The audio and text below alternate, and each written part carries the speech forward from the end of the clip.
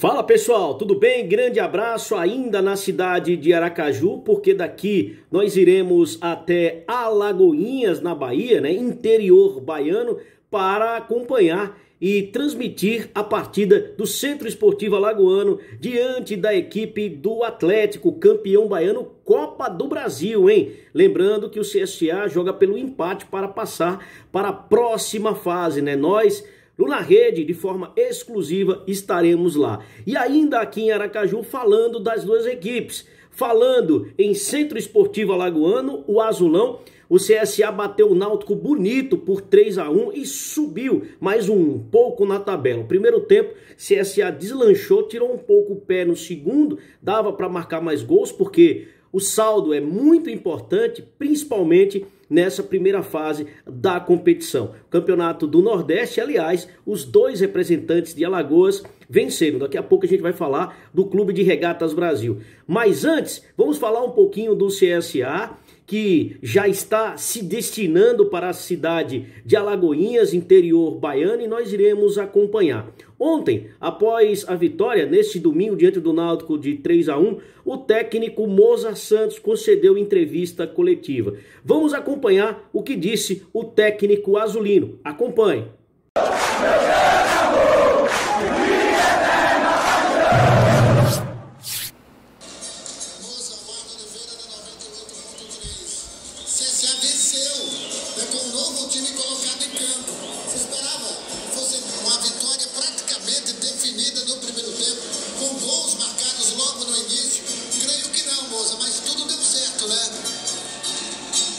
Bom, eu tinha certeza que nós teríamos um ótimo desempenho, porque não significa que nós viemos com um time alternativo, que esse time ele não é competitivo, pelo contrário, ele se demonstrou extremamente competitivo, talvez tenha sido um dos melhores primeiros tempos desde que eu estou aqui.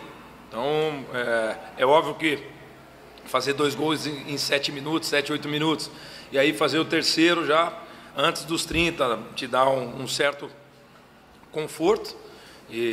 Mas não me surpreende nada a performance desses jogadores, até porque eu conheço muito bem os jogadores que eu tenho, porque a gente trabalha junto todos os dias. Então fico muito feliz com o desempenho, muito feliz com a vitória e como foi construída a vitória. Então, mostra que nós estamos no caminho certo, que as nossas pretensões são muito grandes ainda dentro dessa e de outras competições, e é isso, continuar trabalhando e jogo a jogo, como sempre foi.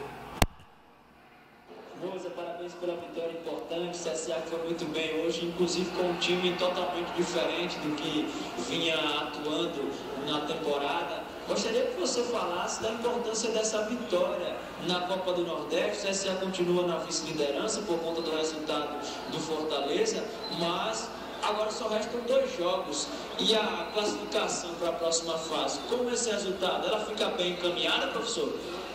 Bom, eu espero que sim, eu espero que hoje nós tenhamos dado um passo importante para a classificação.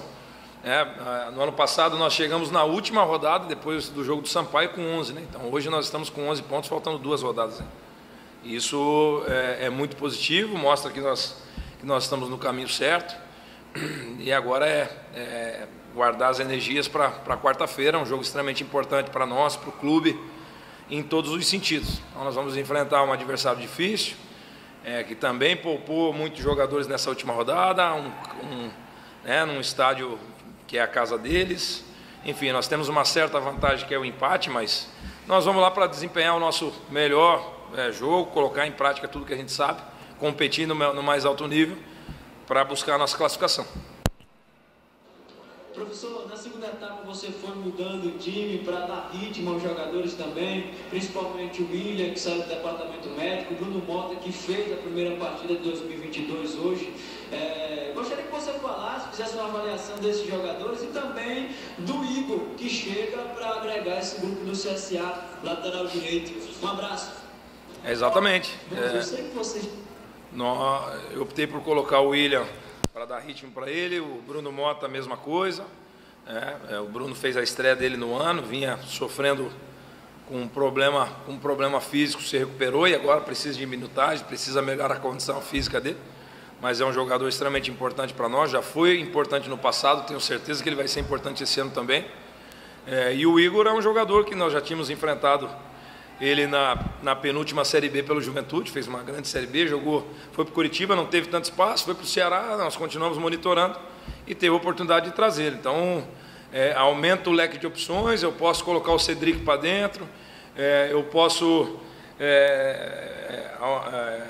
fazer com que o Igor vá competir com o Luquinha, enfim, a gente aumenta o nível de competição, a competição interna ela é importante para que a gente possa treinar no mais alto nível para poder jogar no mais alto nível, como foi no dia de hoje. Você já tem uma base considerada titular nesta temporada de 2022, mas pelo desempenho desse time que entrou hoje em campo, do CSA contra o Náutico, pelo bom desempenho, isso é uma dor de cabeça a mais para você escalar o time na próxima quarta-feira? Pode ter novidade na escalação ou vai ser aquela mesma base já, que inclusive você poupou alguns jogadores?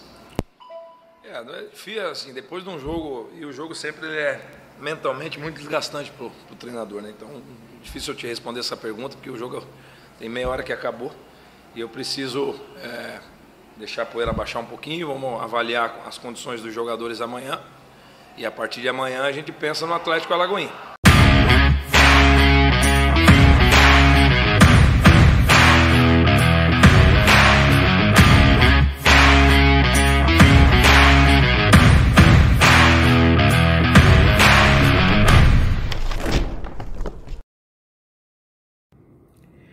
Muito bem, aí está o técnico do CSA, Moza Santos, CSA 3, Náutico 1, Azulão, que já está se encaminhando para a cidade de Alagoinhas. Já o outro representante alagoano, Clube de Regatas Brasil, Galo da Praia, também venceu, passou um sufoco contra o Sergipe, faltou inclusive mais qualificação, mais tranquilidade na hora das finalizações. Recebeu pressão do Sergipe no segundo tempo, mas o Clube de Regatas Brasil venceu. O que importa, né? A vitória, os 3 pontos, um golaço do Richard dando vitória, números finais e também o Anselmo Ramon marcando o primeiro. O Sergipe fez 1-0 com o Anselmo Ramon, o Sergipe empatou e depois o Richard no golaço deu números finais à partida.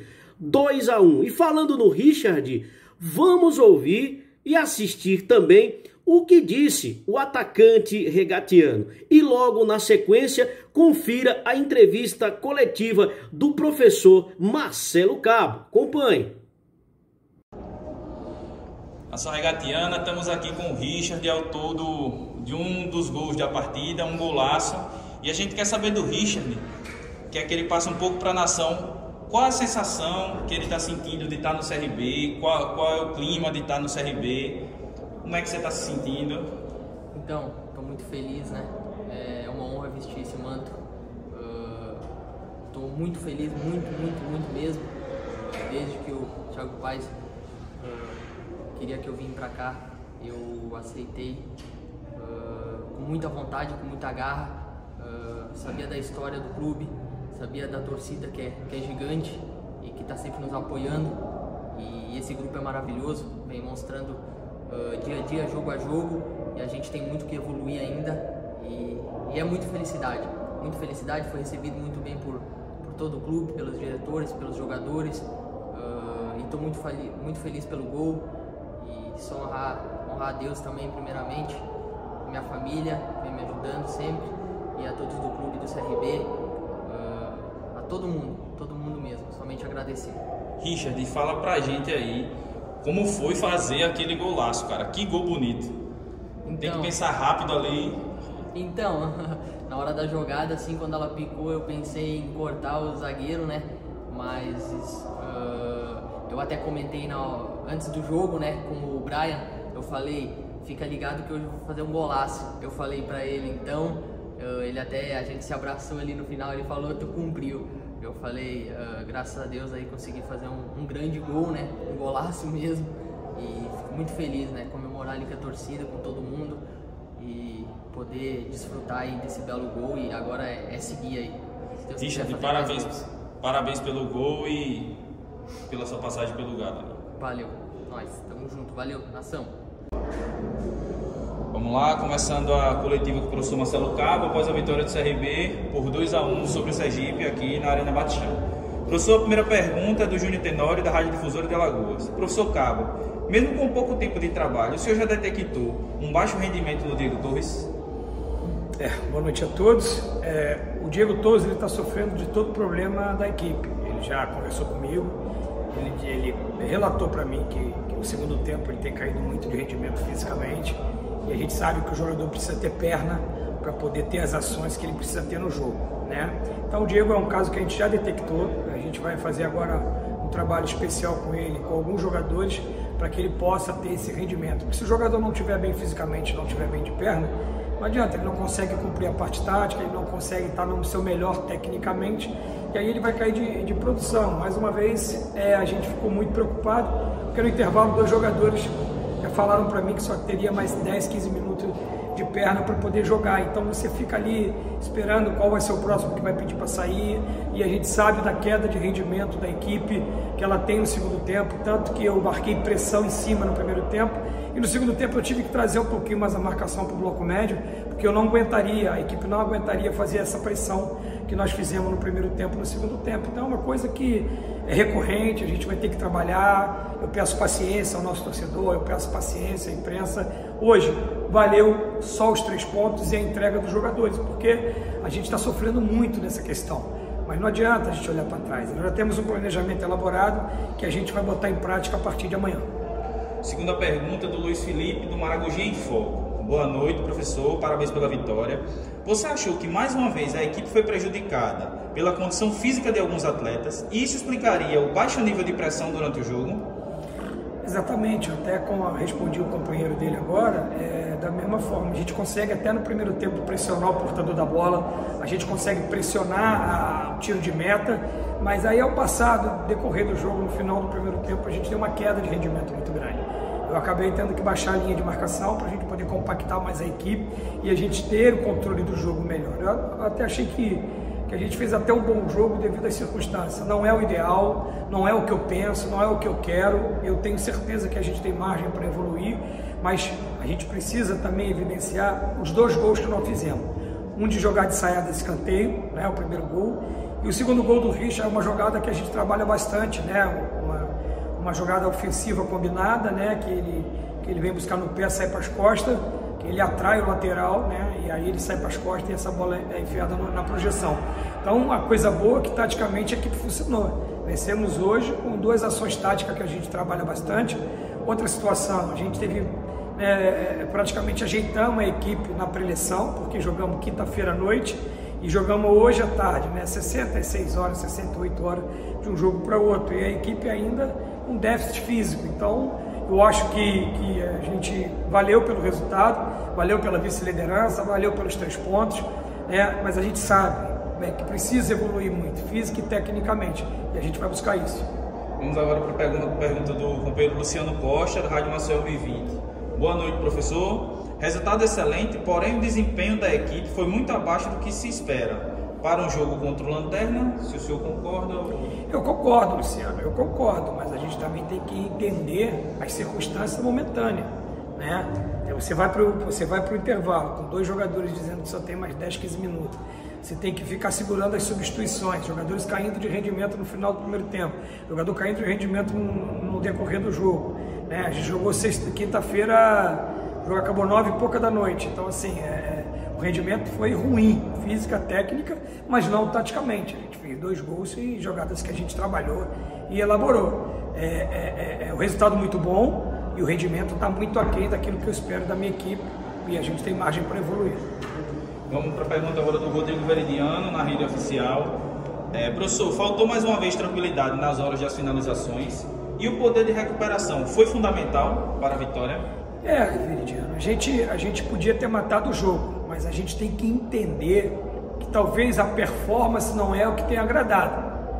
Mas da minha chegada para cá, a gente tem mais de 70% de aproveitamento. Disputamos 9 pontos e ganhamos 7, né? Os resultados estão muito bons. Então a gente está ajeitando a equipe, trocando o pneu com o carro andando, melhorando o que tem que melhorar, mas estamos vencendo. Então a gente vai chegar um momento que a gente vai ter performance e resultado. Agora, a performance está aquém, vocês todos junto comigo já detectaram por quê. Não adianta eu ficar falando, senão parece que eu estou usando uma muleta, mas não é, uma coisa notória para todo mundo. Então a gente precisa ter tranquilidade. Dos últimos 9 pontos que o CRB disputou, o CRB ganhou 7. Se tivesse aproveitamento na temporada, vai ser um aproveitamento extraordinário. Mas a equipe vai crescer, vai melhorar com certeza. Alguns jogadores individualmente estão muito aquém, justamente pelo estado físico dos atletas. Professor, para finalizar aqui, Dairone Lima, canal Fala Regatiana. Marcelo, parabéns por mais uma vitória. E gostaria de que você fizesse uma avaliação do desempenho do meia Diego Torres. Eu já falei com o seu companheiro anteriormente, o Diego Torres está sentindo muito a questão física, muito. Ele já me chamou para conversar, conversou com o preparador físico. A partir de amanhã a gente vai ter um planejamento para esses jogadores para o restante da temporada. Provavelmente quinta-feira a gente vai ter um time alternativo para que a gente possa pelo menos abrir uma semana, 10 dias, para a gente tentar melhorar esses atletas fisicamente. É um risco calculado, mas se o CRB tem um elenco, a gente tem que botar esse elenco à prova nos próximos 2 jogos no estadual, respeitando muito nossos 2 adversários, mas a gente precisa colocar a sequência da temporada também como uma prioridade, não só a curto prazo, mas graças a Deus a gente está replanejando tudo, vencendo. Então assim, a gente está muito aquém, a gente sabe que a gente está muito abaixo da performance que a gente quer. Eu tenho praticamente 9 dias de trabalho, com 3 jogos em 9 dias, mas 9 dias de trabalho, 3 jogos e 7 pontos conquistados é muito bom. Eu queria aproveitar para parabenizar o nosso torcedor, que veio aqui ao Batistão de Maceió, incentivou a gente, torceu e foi fundamental para que da onde a gente não tivesse energia, emanasse isso da arquibancada para nós. Parabéns à torcida regatiana, continue nos apoiando, porque pode faltar tudo, mas não faltou disposição, entrega e honrar a camisa do CRB. Boa noite, professor, parabéns pela vitória. Boa noite a todos. Muito bem, pessoal, e esse é o noticiário do CSA e do CRB. Vitórias, o CSA 3-1 diante do Náutico e o CRB 2-1 do Sergipe.